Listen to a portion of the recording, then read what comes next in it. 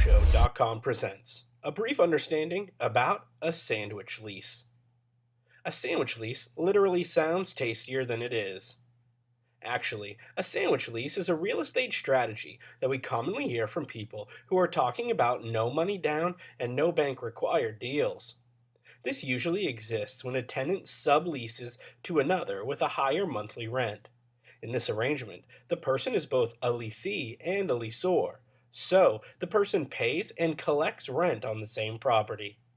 But how can a person really make money with the use of sandwich lease option? When the tenant buyer and the landlord have signed an option agreement, the person gains control of the property and the owner cannot sell it without consulting the tenant. The deal may include a security deposit, the first month of rent, and an option consideration. Obviously, as a tenant, they would not pay for more consideration than their seller requires, and instead of paying those option considerations, they would try to pay the same amount like they pay for prepaid rent.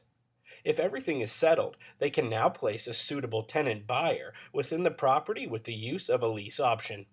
They would charge the normal offer with the consideration, which is both upfront and monthly, and it requires the normal market rent.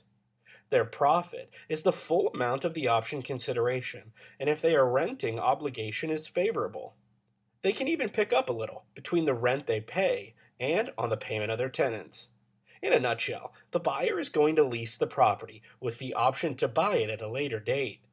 Then, the buyer is going to lease it to someone else at a slightly higher price, covering all his costs, plus a profit.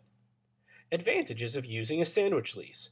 The person investing can minimize the capital costs, since the property is not yet bought, and the tenants have not yet exercised their option, and has not yet bought the property. This strategy can be done despite of the investor's personal income or credit history. The investors who practice this most often do not need financing. These deals are not found in advertisements, classifieds, or on any lease options. Instead, they should approach landlords who are advertising houses for rent.